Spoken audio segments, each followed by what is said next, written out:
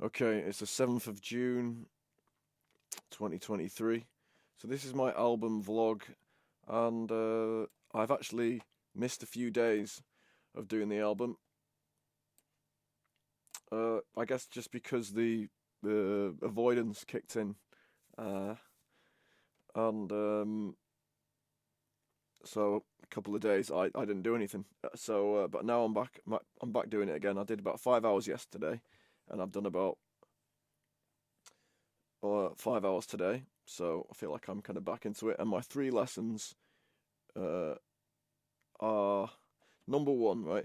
Even if I outsource, delegate a lot of what I'm doing, the process will still take a long time. Accept this and stop trying to rush to the end, because I find like while I'm doing it, like it, it's like it take it take what even though I'm getting someone else to mix this, it's like getting all the files together and making sure that it's like the right takes of the song and everything. It still is going to take about 16 hours per song, and I noticed that like I'm doing it and then I get frustrated because like, oh no, there's another thing to do, and then oh, I need that thing and another thing, and I can actually feel like these like uncomfortable sensations. It's like I'm always trying to get to the end, except instead of just being like, why am I trying to rush to the end of my life? Why am I trying to rush to the end of this album? It's going to take as long as it's going to take. It can either be like an enjoyable process, or I can just make it this really difficult, frustrating process. Maybe like unconsciously, I think it has to be that way. Uh, it has to be annoying and frustrating because then it's like work and it's like important work. And I think that's something for me to let go of, is that like doing work and doing like important stuff, it has to be difficult. This is my hobby. Like I bought this sound booth and I bought all this equipment because I like doing this, and I'm not even the annoying bit. I managed to outsource as much as I can, but at the end of the day, you can't just outsource everything in your life. You have to be like, and a lot of things in life just take a long time, and if you're a creative person, it's like that should be a good thing. And anyway, so that was number one. Like, even if I outsource and delegate everything and I have all the best equipment, everything's still going to take a long time. Enjoy it though, because the longer it takes, then it's longer that you spend doing your hobby. Number two is that having somebody else involved in the project now, which is Ed from that studios, he's mixing it, and so that was the reason I started getting on with it again, because I was like, oh, he's expecting those files. He's going to think I'm a bit of an idiot if I've already called him to ask him to do the mixing, and then it's been 2 weeks and he still hasn't got the files. So that was um, that was very important. The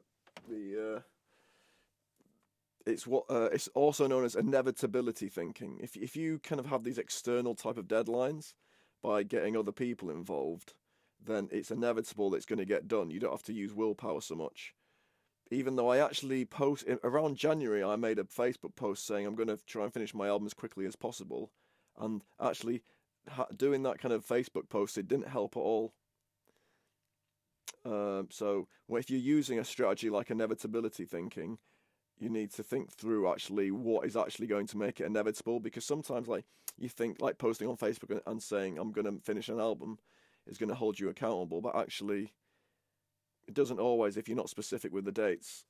And also it's like, I think somebody, Dan Coe, was saying that if you actually post on Facebook how you're going to do something, um, it releases like dopamine similar to the same dopamine that you get from finishing the project, which makes you less likely to actually get it done. So you want to be careful with that, like telling people about your goals. But anyway, that was number two, inevitability thinking, having someone else involved in the project. And then lesson number three is, even today, and this whole time, I can feel a pull away from finishing this.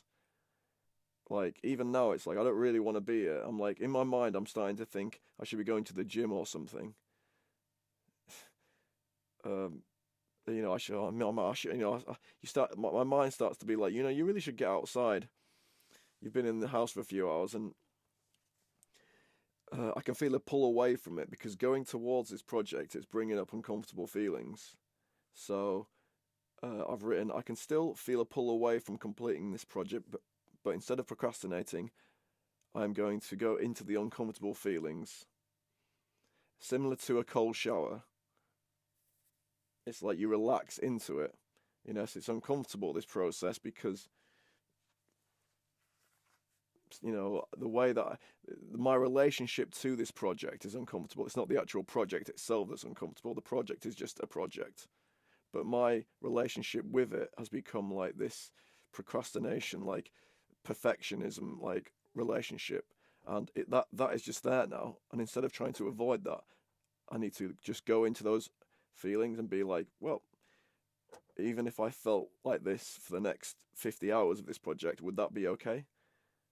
Not resist those feelings, go into them like a cold shower, relax into it, and just keep going. Someone else was saying, if a slave can work 16 hours a day, then you can too.